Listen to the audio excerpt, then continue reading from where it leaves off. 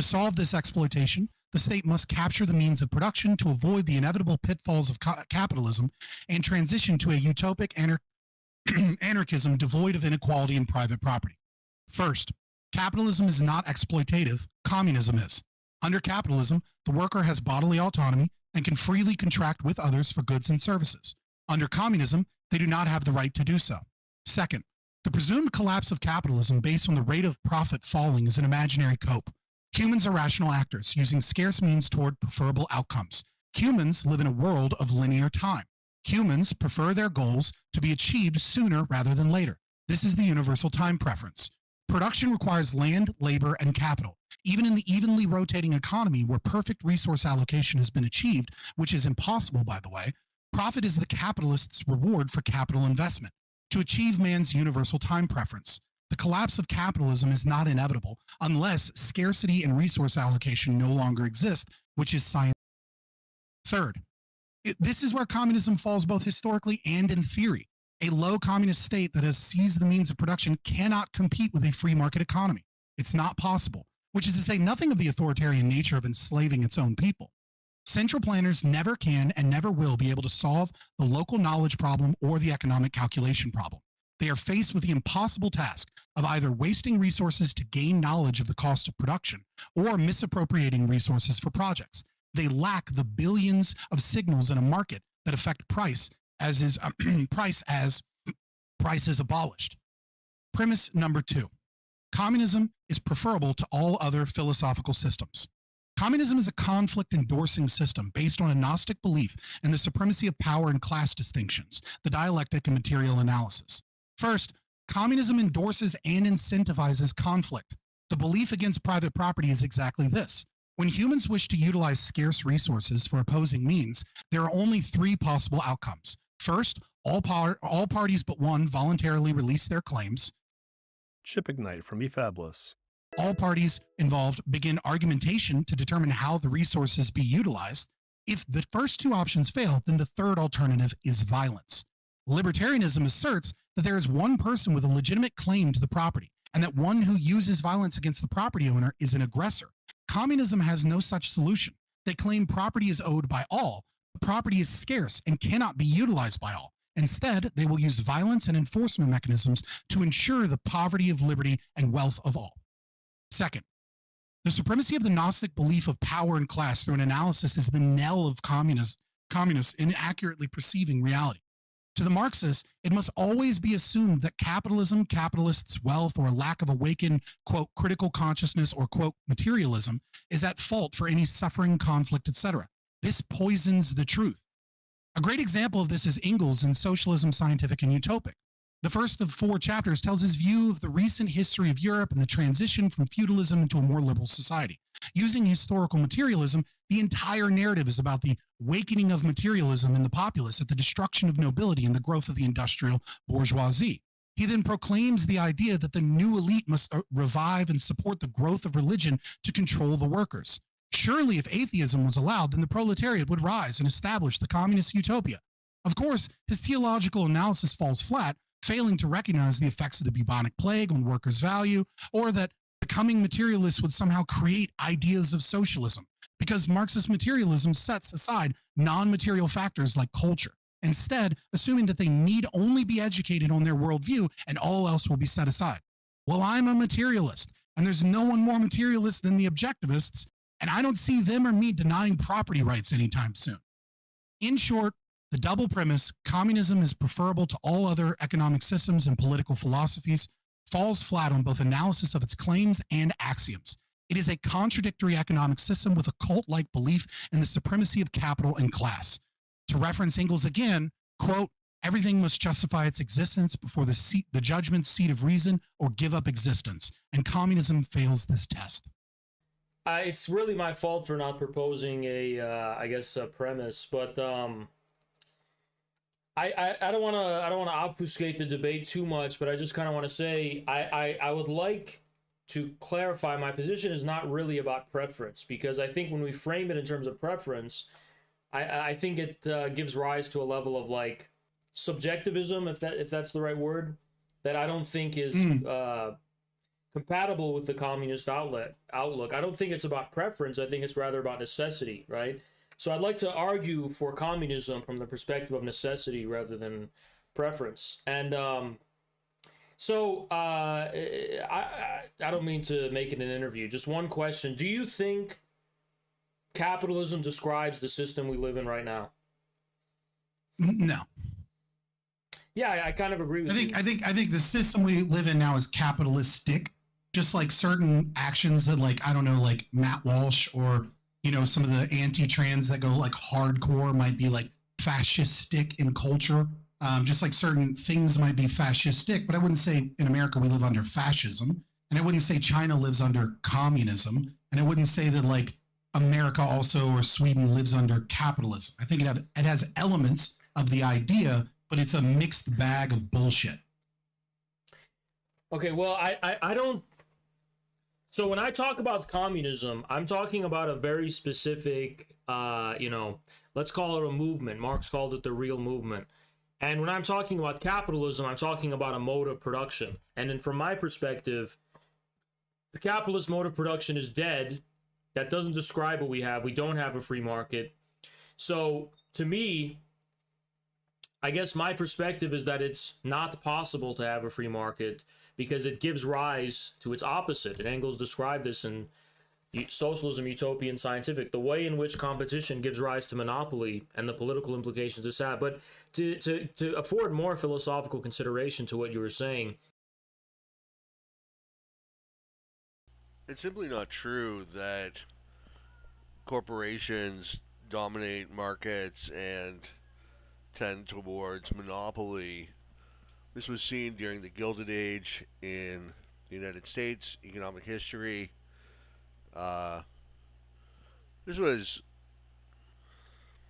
actually right around the time of Marx's death, but there were conscious efforts to monopolize a number of industries through mergers and combinations of firms, and they would establish these new corporations through mergers, often with a large amount of market share, up to 60% in the case of U.S. Steel, and Standard Oil had basically all of the domestic oil refinery business at one point.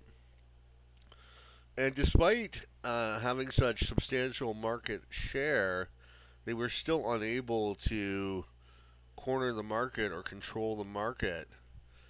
They weren't able to charge whatever they wanted. They would simply be undercut by competitors, competing firms. I also don't think that the alternative that he was sort of hinting at, which is that corporations manage to bribe politicians in order to giving them grants of monopoly privilege, I don't think that's been the case either.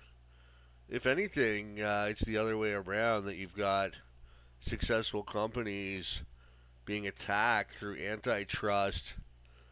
Just recently, Apple was levied a fine of $2 billion by the EU because of some deficiency in their store. So these are really just excuses for the state to plunder these successful corporations.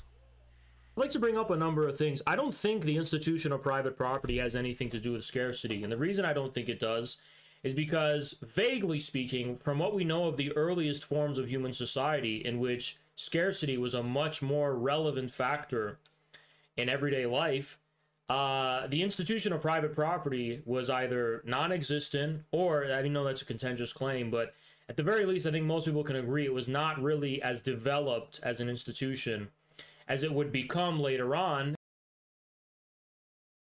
It seems pretty intuitive to me that private property is a means of dealing with scarcity, sort of a reaction to scarcity. Anytime you have some useful good, there's going to be multiple people that want to use it. especially if it's like a consumptive good or a good where you can only get one use out of it. There's got to be some means of determining who gets to use that good. The importance of private property is so fundamental that it's difficult to take seriously anybody who disputes it. Even as far back as Aristotle, man has observed that that which is owned privately is more productive than that which is owned in common. I mean, fundamentally, if an artist creates a statue, who should own the statue? Should it be the artist himself? Should it be belong to all men equally, or should it belong to a select group to decide who to deal with it? Clearly, the artist should be the one who owns it. He created it, and so it is with any productive effort. So it is with any wealth that is produced. The people who produce it are the ones who should own it. Society can't really function on a grand scale without private property, which is why communism always fails. If you look at Plymouth Rock or any of the early Christian millennialist experiments in communism, always ended in abject failure. It's human nature to want to acquire things, to see what you own flourish, to put effort into what you own. That's just your incentive. When you have a business, you want that business to thrive. It's your business.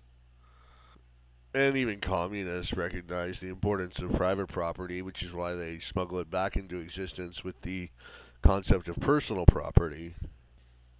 It's possible that tribal societies wouldn't have as much of a concept of property because they didn't have that much wealth in the first place. Everything was pretty much subsistence, hunter-gathering, and there's no real point hoarding perishable food for yourself.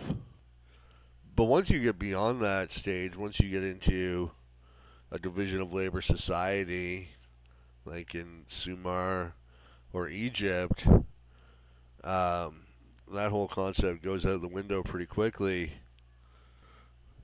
Now you do have productive efforts, and there's wealth to acquire, various goods being produced. In societies of much more abundance, right? The agricultural revolution led to the ability to store food in a much longer term and support a much larger population than before. So things like scarcity and, broadly speaking, the Malthusian view, I don't think are relevant in any discussion about economics. The threshold by which abundance and Scarcity not relevant for economics. That is a very bold statement. I think he's really way out on a limb there. the threshold by which resources become available to a population is not simply dependent on external and variable factors. It's mostly dependent on the factors of production, and those factors are historical, meaning they change. The carrying capacity of a given population changes, and if it Is this guy just throwing around word salad? Historical doesn't mean subject to change. That would be variable.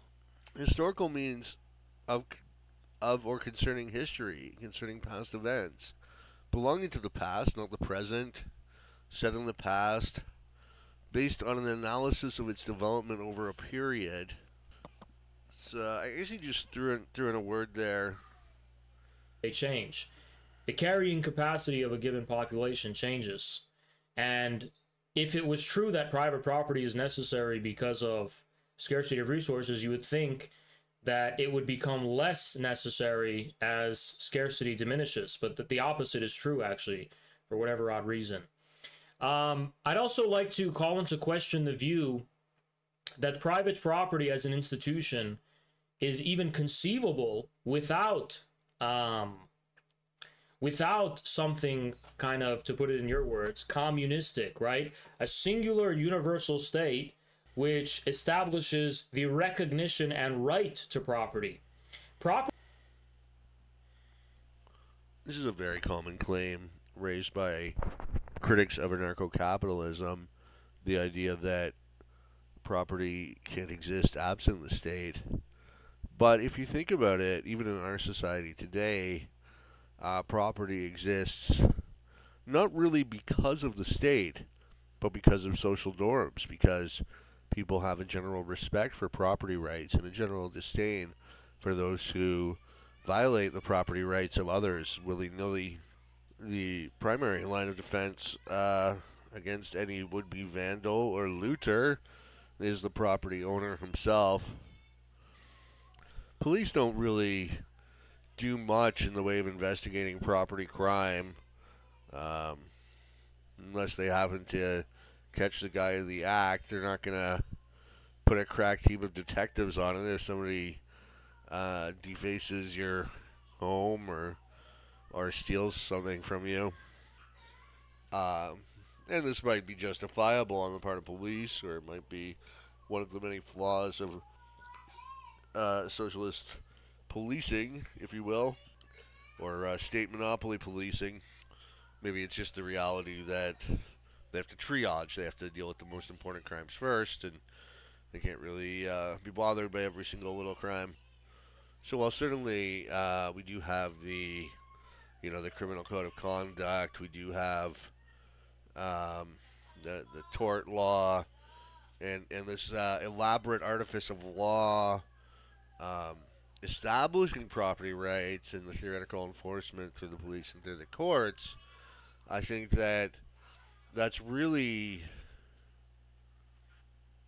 window dressing, or that's just sort of for show. The real meat and potatoes of property rights is established through social norms, through the fact that people just generally respect property rights and don't commit crimes against each other. And with that in mind, then I don't see why you can't have, absent the state, a society where property rights are just widely respected, much as they are today in our society with the state. Especially because you would still have the exact same window dressing. You would still have codified body of law in the case of the Rothbardian view, or in the case of David Friedman's view, polycentric law. You would still have police and courts and whatnot. But really, the most effective means of preserving, defending private property is social conditioning. Only the way in which people own things in contradistinction to others. Property also refers to the way in which the way people use and own things is given recognition externally by some third party. So when two individuals, as you used in your example, have an incompatible view of what to do with this objective thing, and according to you, this is the origin of private property, well, you neglect to mention that there has to be a third element, non-reducible to the two actors, which is more or less the state. The state externalizes the object and the thing, Marx calls this alienation, I guess, and turns it into something that, is not actually really belonging to the person in reality. It's only insofar as the